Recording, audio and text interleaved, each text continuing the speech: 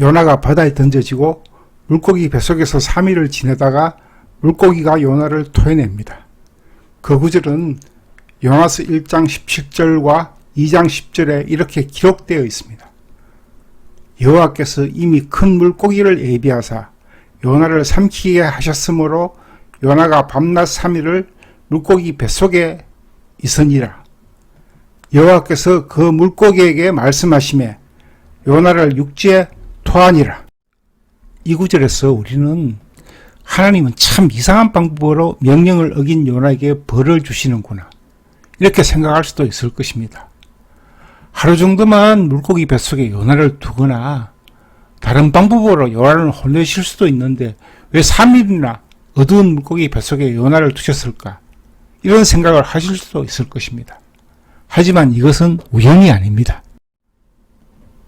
이 구절의 성경을 자세히 읽어보면 모든 것이 하나님이 예배하시고 또 명령하셨음을 알 수가 있습니다. 이것은 하나님이 이 사건을 통하여 우리에게 메시지를 주고 싶으신 것입니다. 유대인들이 대속죄일에 이 요나서를 읽는데 하나님의 뜻을 어긴 데 대한 회개를 위하여 이 요나서를 읽는 것으로 알려져 있습니다. 하지만 요나서의 이런 신화 같은 내용들, 바다에 갑자기 풍랑이 일어나고 요나가 바다에 던져지니 풍랑이 멈추고 큰 물고기 뱃속에서 3일을 살아있다가 다시 살아나고 요나의 한마디에 니느웨 전체가 회개하고 박는 쿠류 하루 만에 자랐다가 다시 시들고, 이런 내용이 단지 유대인의 회개만을 위하여 쓰여졌다고 한다면 좀 이상하지 않나요? 하나님께서 유대인의 회개만을 목적으로 하셨다면 굳이 이런 신화 같은 이야기를 준비하실 필요가 있을까요? 곰곰이 한번 생각해 볼 내용인 것 같습니다. 하지만 예수님이 오셔서 다시 이 요나를 언급하심으로 우리는 이 요나서를 통해 하나님이 무엇을 의도하시는가를 생각나게 하십니다. 이 선지자 요나에 대한 예수님의 언급은 참 특이한 부분입니다. 왜냐하면 예수님께서는 신약에서 본인의 입으로 직접 구약의 다른 이스라엘 선지자를 언급하신 부분이 없기 때문이죠. 오직 요나만 직접 언급하셨기 때문입니다. 이것은 과연 무슨 의미일까요? 이제 우리는 신약에서 예수님이 언급하신 부분을 통해 이 부분을 살펴보겠습니다. 이 예수님의 언급은 신약 성경의 세 군데 기록되어 있는데 여기서는 마태복음 12장 38절에서 42절 말씀을 통해 살펴보기로 하겠습니다. 그때 서기관과 바리새인 중 몇 사람이 말하되 선생님이여 우리에게 표적 보여주기를 원하나이다. 예수께서 대답하여 이르시되 악하고 음란한 세대가 표적을 구하나 선지자 요나의 표적밖에는 보일 표적이 없느니라. 요나가 밤낮 사흘 동안 큰 물고기 뱃속에 있었던 것 같이 인자도 밤낮 사흘 동안 땅속에 있으리라. 심판 때에 니느웨 사람들이 일어나 이 세대 사람을 정죄하리니 이는 그들이 요나의 전도를 듣고 회개하였음이거니와 요나보다 더 큰 이가 여기에 있으며 심판 때에 남방 여왕이 일어나 이 세대 사람을 정죄하리니 이는 그가 솔로몬의 지혜로운 말을 들으려고 땅끝에서 왔음이거니와 솔로몬보다 더 큰 이가 여기에 있느니라. 이 마태복음 9절은 상당히 많은 설명이 필요합니다.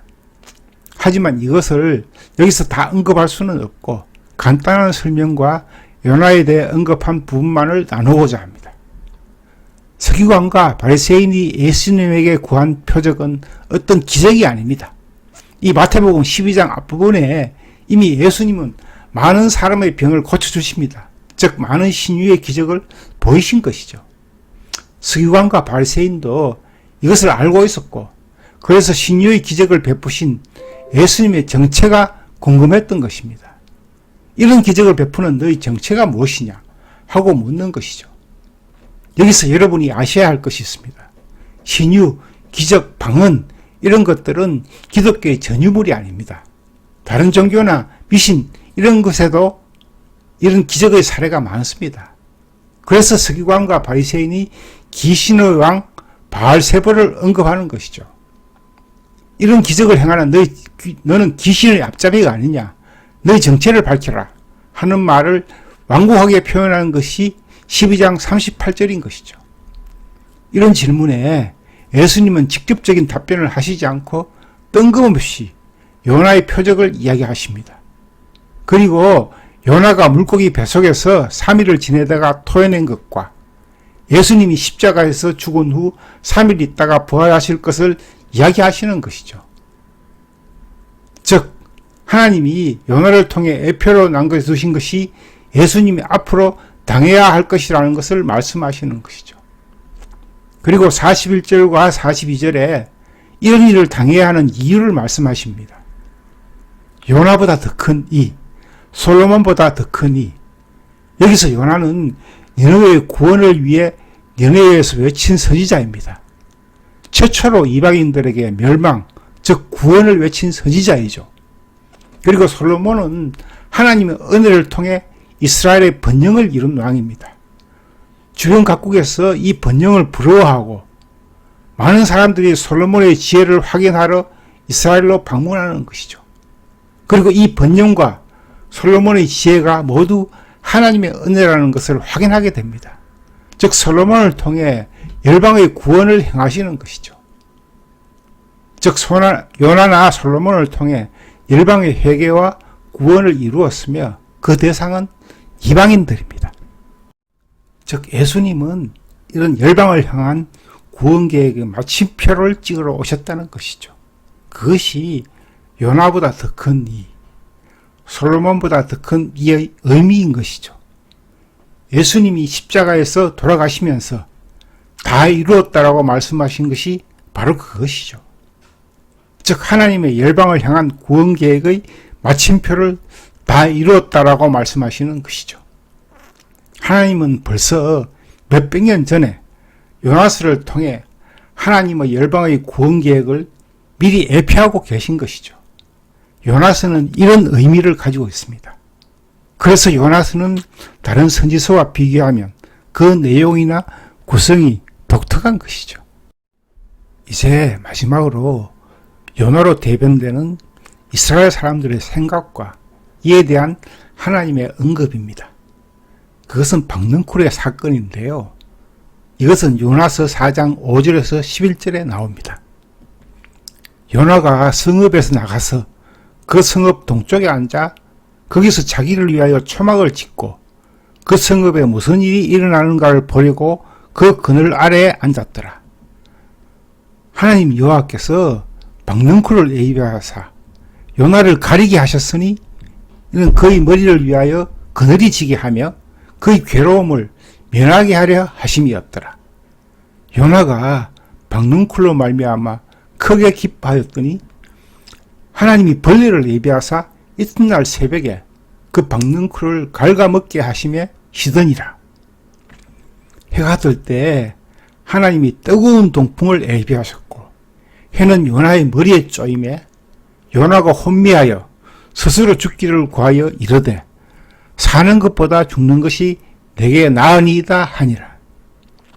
하나님이 요나에게 이르시되 내가 이 박능쿨로 말미암아 성내는 것이 어찌 옳으냐 하시니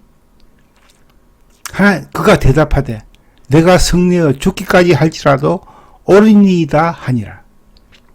여호와께서 이르시되 내가 수고도 아니하였고 재배도 아니하였고 하룻밤에 났다가 하룻밤에 말라버린 이 박능쿨을 아꼈거든 하물며 이 큰 성읍 니느웨에는 좌우를 분별하지 못하는 자가 12만여 명이요 가축도 많이 있나니 내가 어찌 아끼지 아니하겠느냐 하시니라.